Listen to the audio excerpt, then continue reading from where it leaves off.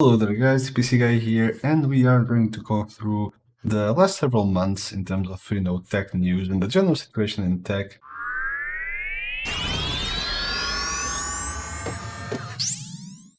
As you guys might have noticed, it has been several months since I uploaded a video. It's been a hell of a ride in a way. And I'm going through an update for that at the end of the video, letting you guys know what the plan is for the channel, that sort of thing.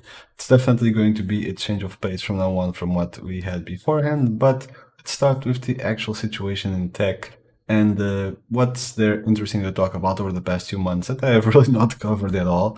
It will be a very, kind of an overview. I have to say that I have not really been following product per product, the exact pricing, performance, how they compare, etc. But there has been some very interesting developments in the last few months, ever since I've been covering stuff in more detail. So let's start, for example, in the GPU department.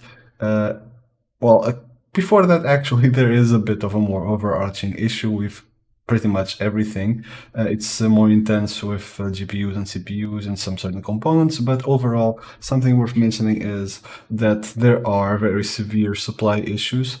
It's something that you feel very strongly on the GPU department. It also is something that affects CPUs, as well as, for example, things like power supplies are also a bit more expensive. But as far as GPU specifically goes, and to a lesser extent CPUs, it's nearly impossible to find anything in stock. Everything is freaking sold out, and you are lucky if you get one. There are several reasons for this. One is obviously the ongoing pandemic situation that kind of makes it so that production is slower, supply chains are slower, etc. Other than that, there is also the fact that, especially in the GPU department, it has been such a massive upgrade since the previous generation, even more comparing to 2 generations ago.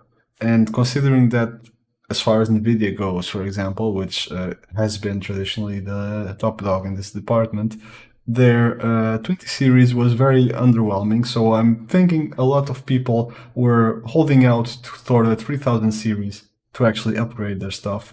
And once it launched, and once it was actually a pretty massive upgrade, both the 2000 series owners that want to be on top of the game and want to get the latest stuff were trying to buy, as well as the legions of people that were holding out for it to release were also rushing to buy. So there was a crazy amount of supply. Nvidia has actually came out and said that there was more product at launch than the 20 series. However, just that the demand was completely insane and could not possibly get up, especially in the current situation. Other than that, for the GPU market, there has been a surge in cryptocurrency mining again because of the increased price of Bitcoin and other coins. So there are also people buying them for mining purposes. There have been rumors of Nvidia selling GPUs directly to miners. I am actually not sure if it was actually proven or conclusively proven or not, but that was the talk of the town, at least. As far as AMD goes, they are kind of catching up on the GPU department.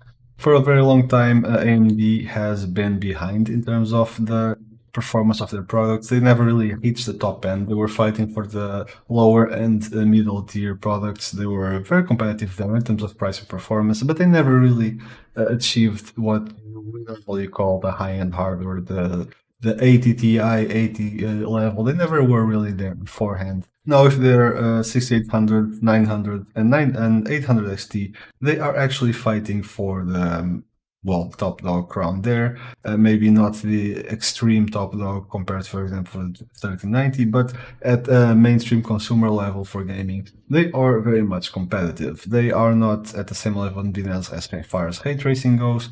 However, they are extremely competitive in traditional restoration. And let's face it, that's still 90 or 95% of the games out there, so that's still something to talk about. They do support ray tracing now these days. It's not as smooth as Nvidia's, but it's getting there. It's their first iteration, so it is to be expected. As with Nvidia, however, the supplies are limited, probably because they have never been at this level and have less supply to begin with for the crazy demand that is out there. And well, it's nice to see some competition, even if it's not really reflected in the pricing yet. As far as Nvidia's performance for the 30 series, a lot of you must have already watched all the reviews and all that sort of thing.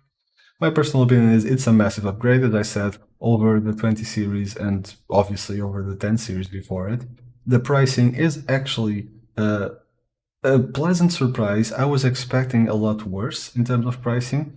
I am extremely surprised that the 3080, for example, is at the price that it is for the performance that it provides. I was expecting to be ripped off even more. However, kind of the way that if the cards are ever in stock, they will be mostly overpriced because of the huge demand, kind of negates that. You know, it would be nice if they sold at MSRP. I would be pleasantly surprised if the price, but you will never be finding a card at MSRP, and that's kind of the issue there. Purely performance-wise, looking at the product itself and the price that it's supposed to be at, it's a huge deal. It's pretty great, and I'm really, really happy to see that. And same goes for AMD. The pricing is amazing, the performance is great. However, again, supply kind of screws it all over because those cards are routinely selling for hundreds above the MSRP, and that kind of just destroys the whole value proposition there. Now, on the CPU side of things, I will be the first to admit that I have not really followed this very thoroughly. There have been massive improvements both on Intel's and AMD's side. They are pretty competitive right now as it is, as far as I know. And again, I could be missing some nuances because I have not been following the CPU side of things as intensely and as closely as I have before in the past. So don't take my word for that. In any case, there has been massive improvements with Zen 3. Intel's next generation is also looking pretty great. So without kind of putting my foot in my mouth and saying something that's completely stupid, it is great time to be a tech enthusiast, seeing all these products and these massive improvements come forward. And I would love to have a chance to try some of these products in the future. But same as with the GPUs, even if I were inclined to, which I am not right now, I have other things to focus on at the moment, and my PC is pretty decent. I mean, it's in a 9700K. It's not the highest of high ends anymore, but it's more than fine for my needs. So I'm not thinking of replacing it anytime soon. And I don't get review samples, obviously, because of the size of the channel. So I won't be trying or testing it out or even enjoying it myself. In any case, seems like a great time to upgrade if you can get your hands on products at decent prices. Other than that, there are a few stories to talk about that don't really have an influence on products, but they do shine some light on companies. There have been marketing shenanigans, as per usual, with faulty information, all that sort of stuff. There have been misleadings. There have been, well, not so veiled threats, and I'm talking here specifically and sort of calling out, even if it was already a few months ago, Nvidia blacklisting the Hardware Unboxed channel for not conducting reviews in the way Nvidia wants. They wanted them to focus on ray tracing. Hardware Unboxed, correctly in my eyes, focused mostly on rasterization and comparing based on that because of the fact that most games still focus on rasterization, and they build their proposition of value and advising the product or not focus on that type of performance. And sorry, my table is a bit wobbly. I need to fix this somehow. Actually, I'll talk about that later. In any case, they were blacklisted and pretty much very clearly stated in the email they got that they would not be getting any more review samples until they change their editorial direction, as in saying whatever NVIDIA wants them to say, which is kind of a problem in the review industry. It's like you can't do any worse of move than that in terms of PR and how we will look in the eyes of the consumers. They since then the situation has smoothed out, but still it's scary that Nvidia would even try that with a channel that is very outspoken about things like that, and kind of makes you wonder what these companies do get away when they pull the same type of moves on smaller people, smaller channels that don't have as much backing from the community and as much strength to stand on and are really dependent on Nvidia to provide them products. How many of them actually might have to cave in to assure the survival of their channel? It's pretty damn scary. Thankfully, and I'm happy that channels like that have the backing of the community. However, even if they do, it's an issue in any case because day one content is extremely important. Being able to provide a review when the card is launched is important. Not having to wait a month to actually get them bought from a shelf or something else. It will completely destroy the amount of traffic and views and whatever that you get on your channel. So, uh, yeah, Nvidia knows where it hurts, and it was pressing there. There have been other issues like MSI, for example, having the usual, also kind of the same type of marketing problems and communication with reviewers. There has been recently NZXT having a case that pretty much catches on fire. So if you have an NZXT case, I am not completely sure of the model right now. This is kind of an improv video in case you haven't noticed. I would recommend checking Steve at Gamers Nexus. He has some very in-depth videos on that. And if you own that type of case, be careful because it can actually literally catch fire and set your house on fire. The problem specifically is on a riser cable that is provided with the case. If you're not using a riser cable, then you don't have anything to worry about, I guess. Or if you're using another riser cable, if you're using the one that's provided here in the XT case, the case in mention, then I would definitely look at that video, stop using the riser cable, or get a different one. Here, a temporary fix, and keep in mind this is literally just a temporary fix if you have one, is using, for example, nylon screws instead of metallic screws so that it won't short out. But this is not a long-term fix, this is a band-aid on the problem, and if you ever put another metal screw in there, the problem is still there. So NextXT is doing a recall of the riser cables and it will provide some in the future, I hear from Gamers Nexus.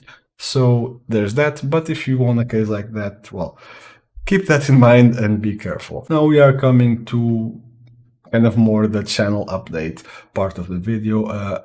It was a very general overview of the situation in PC Tech lately because, like I said, I have not been paying as much focus to it as I have in the past. A lot of things have happened and changed in my life. It doesn't really matter. That's not what the channel goes about.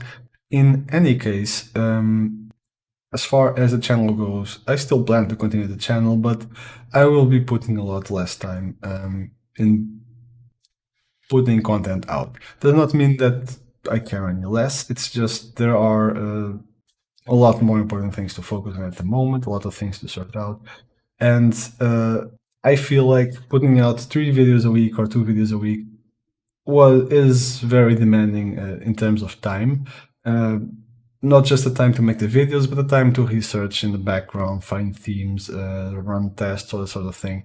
So what I will be doing is I will be putting videos out whenever I have something interesting to talk about, whenever I have something interesting to show. I will not be committing to an update schedule, so it'll come out when it comes out. Maybe you'll have 2 videos or 3 a week. Maybe you will have no videos for 2 months. But at the end of the day, this is a hobby channel. I have absolutely no income coming from the channel. I'm not dependent on it. I don't count on it. And I don't ask you guys to contribute or back me up financially or anything in any way. So, if you guys enjoy the videos, by all means, I love it that you guys watch it. If you guys were to be like, I want videos every week and I'm going to stop following, then, that's fine. Obviously, it saddened me because I would like to see the channel grow into something more strong in the future, I guess, a bit more of an established thing. And being able to do more and better videos for you guys with better conditions, and obviously having more subscribers help with that. But it's not like I'm banking on that for my retirement funds or something. So we'll just keep going as we go, and you guys will get videos when you get them, and I hope you do enjoy them. And again, hit the subscribe button if you'd like to help the channel grow, especially at times like this. And I mean, obviously, the bigger the channel gets, the more I can justify putting more time and energy into it, which is something that I would love to do as long as I see a return for my time. Not necessarily financially, but in terms of satisfaction and feeling like people like what they're seeing and that they enjoy watching the content. Other types of changes that you can expect for the channel, other than that upload schedule thing, I'm thinking of a little bit of a remodel. I still have to do, remember back then, if you guys are following the channel, I was trying to put some LED strips on that cabinet back there. Oh, there goes the camera wobbling again. I was trying to put some LED strips to light the products and the stuff that I have there from the top to provide a bit of a nicer background. That's still in the plan. Have not done that yet. I actually was doing it with some connectors that the strips get heavy and they don't glue to the top. It was a pain in the butt. Anyway, I got like a really cheap, really basic solder gun up there. Still have to try it out. It's my first time actually soldering stuff, so hopefully that goes well. It's not exactly complicated, but hopefully that goes well. I'll have to see when I find the time for that and finish that project of the cabinet back there. Other than that, I am thinking of a bit of a remodel on the room where I record the videos. I have, well, a very basic standing desk here where I'm sitting with my PC. I'm planning on getting well, either a corner desk that will just stand against the wall, give me a bit more space and more desk area to actually work on, and just repurpose this table I currently use as kind of, let's call it a build table, put it on the side of the room, and when I have to record something or build a PC or whatever, do it there or work on my own PC, you know what I mean. And just have the kind of a bit of a different setup, which is why it's a bit wobbly with the camera, because the desk is not standing against the wall to give me access to the back because of cables and whatever, and because it's temporary anyway. And so so it's actually standing closer to the cabinet here. You see it a bit better, but yeah, it's all things that you expect the studio to change a little bit over time. It's kind of dependent on the lockdown situation. A lot of places are not shipping at all, or even allowing you to pick up stuff at the store at all here in the Netherlands. So it's a bit dependent on that. So it's probably going to take a while. But since I'm not uploading that often, it might be done in a few videos depending on how often I upload.